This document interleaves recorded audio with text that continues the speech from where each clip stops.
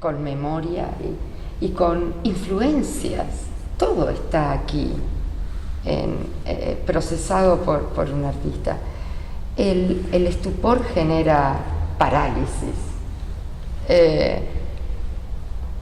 aunque tantos pudieron transformarlo en actitudes vitales. El tema es qué se relata, cómo se relata, cuándo se relata un tiempo de estupor. Creo que acá se relata, y ha costado en la historia relatar estos estupores de violencia. Bueno, esta serie hace referencia a los gueules cassés, que son los heridos de guerra de la Primera Guerra Mundial, donde un poco que trabaja en toda esta muestra la idea del territorio como testigo de la guerra, como este testigo silencioso, como en el que más se deja huella de todos estos conflictos. Y un poco los rostros vienen a ser estos territorios de guerra, el rostro como principal, ¿no? Como parte principal también del cuerpo humano, que da la individualidad, no solo el rostro, pero en la más visible y exterior hacia los demás, y cómo se ve afectado físicamente por estos impactos de guerra. Y un poco el textil como volver a reconstruir y volver a armar esos rostros y como te decía antes, también un poco llenar esos vacíos. Más que atrapar, lo que se ve, por ejemplo, hablando, creo que te referías en la parte de la animación, es evidenciar el instante, es evidenciar, o más que evidenciar el instante, porque ese instante es como instante que es, ya está efímero y sucedió y tampoco es atrapable, ¿no?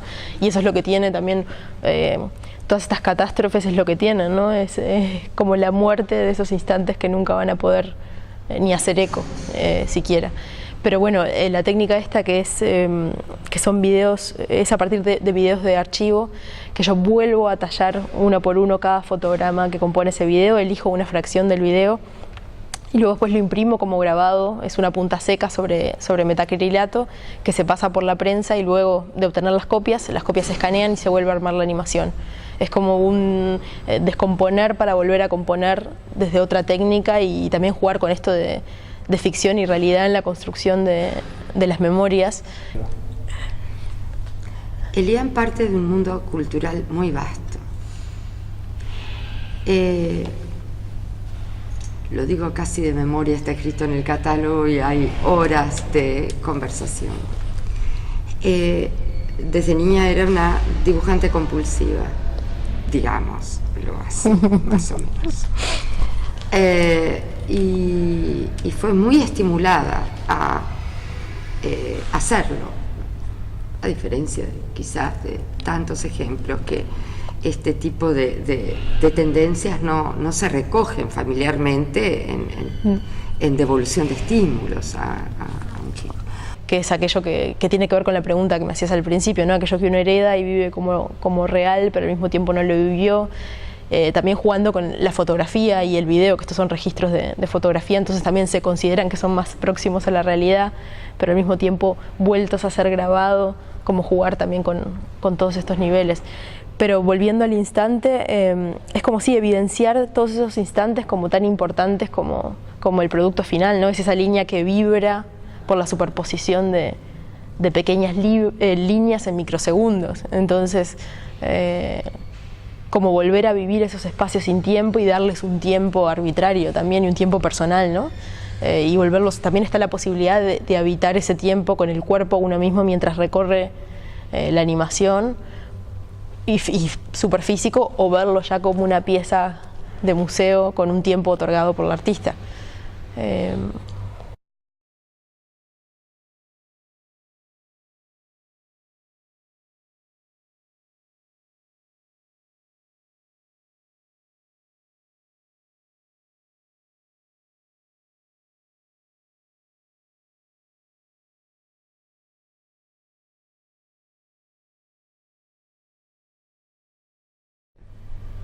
Bueno, y hay algo de esto de que decías de lo obsesivo.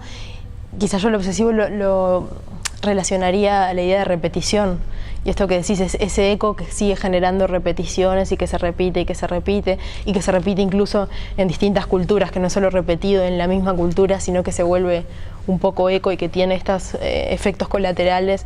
Entonces también creo que la forma de repetir y repetir y repetir es también, quizás es un mecanismo en sí mismo como para soltar. Así como es el mismo mecanismo que deja las cosas grabadas, es el mismo mecanismo quizás con el que se puede revertir el efecto. Tú hablabas de inventario. Sin duda. Es un eco. Sin duda. Es un eco y tiene esto también de obsesivo, si querés, volviendo al término que tú usaste, de la necesidad de registrar para no olvidar, ¿no? Uno se hace el inventario para no olvidar todas las cosas que tiene. Entonces un poco en eso viene la muestra, ¿no? Y muestras pasadas. O sea que cuando hablamos de su juventud, hablamos de una juventud, pero estamos hablando de muchos años para atrás, de cursos y de inquietudes.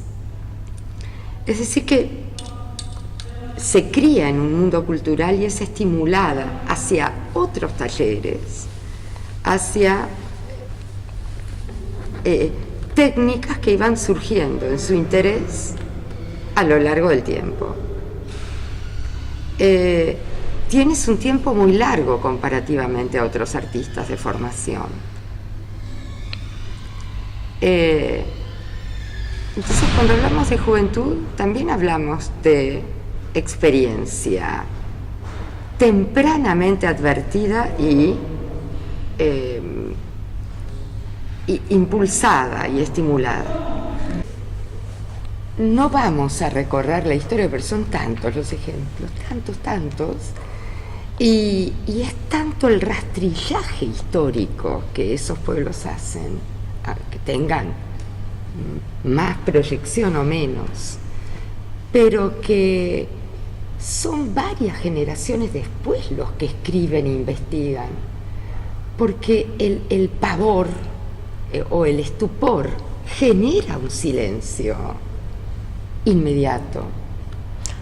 Y por supuesto que puedes preguntarle, y todo el mundo puede preguntar lo que quiera, pero hay un tema que se expande a una realidad o una búsqueda propia.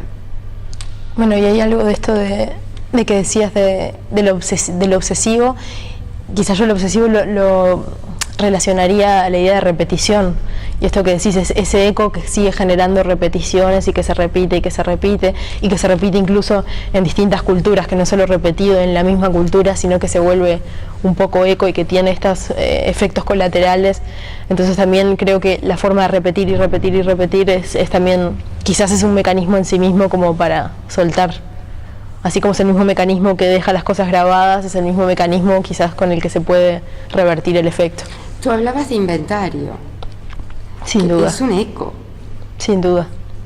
Es un eco y tiene esto también de obsesivo, si querés, volviendo al término que tú usaste, de la necesidad de registrar para no olvidar, ¿no? Uno se hace el inventario para no olvidar todas las cosas que tiene. Entonces un poco en eso viene la muestra, ¿no? Y muestras pasadas. Bueno, o yo con él, en realidad, por tiempos históricos, son más las referencias yo creo que he tomado yo de él que al revés.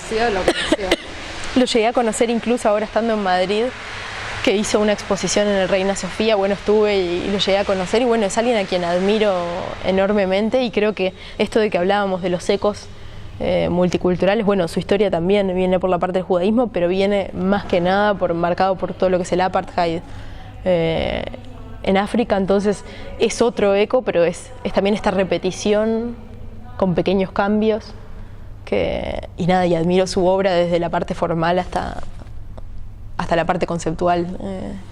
Entre otras cosas, no abandona la danza y no abandona el teatro como espectadora y como partícipe.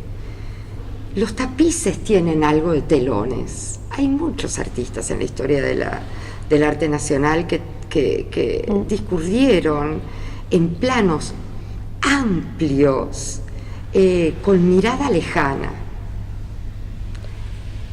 con mirada distante a la obra. Estamos frente a los tapices, pero en realidad estos planos morosos de movimiento se observan a la distancia, casi como una escenógrafa, que lo es, teatral.